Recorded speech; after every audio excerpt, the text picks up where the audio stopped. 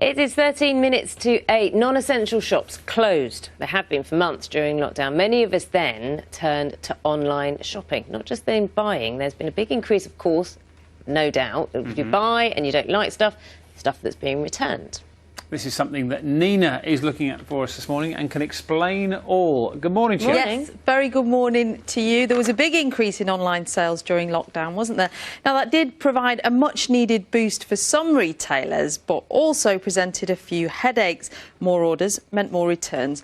Royal Mail said that in July there was a 25% increase in the number of items being returned compared to July of last year. Does it matter? Well, retailers incur costs around postage, administration and processing the items back into circulation, but consumers are not doing anything wrong. And that's because under consumer contracts regulations, you can return goods ordered online within 14 days of receiving them, and you don't have to give a reason. You should then expect a full refund within 14 days of retailer receiving the goods back.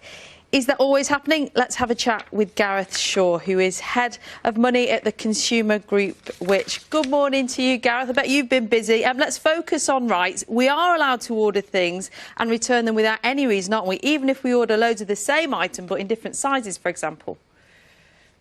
Absolutely, yes. Under the consumer contract regulations, that's what you mentioned earlier, you can simply change your mind and send something back. You have 14 days to let the retailer know, and then another 14 days to return that item. And as you said, you should get your money back within 14 days.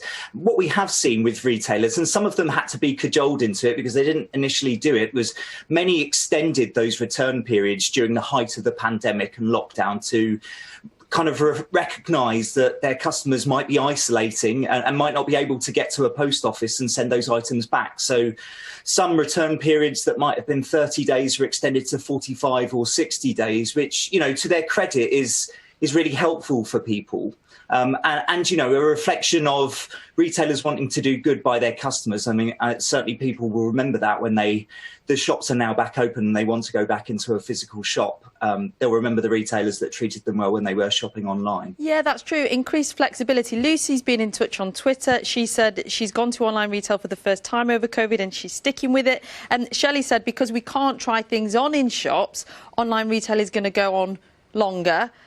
And so that return to the high street is going to be put off further. Do you think these changes are here for good? And if they are, might there come a day when we're not allowed free returns to the same extent? Do you think charges may begin? Look, the trend has been for online shopping to increase. It's similar to, you know, banking and people doing more and more of their banking online and visiting bank branches less and less. And, you know, COVID has accelerated a lot of these trends. People need to build up confidence again to go to the shops. But we may see changes in terms, as you mentioned, as retailers have to cope with the higher demand for online in the future. You know, sometimes you have to pay to return things, sometimes you don't. It depends on the retailers. Digital first businesses, you know, the kind of fast fashion places that expect people to be ordering multiple goods, they do free delivery back. So whereas other retailers that perhaps had the majority of their people buying stuff in stores, you know, may have a different policy. So that could be something that we anticipate.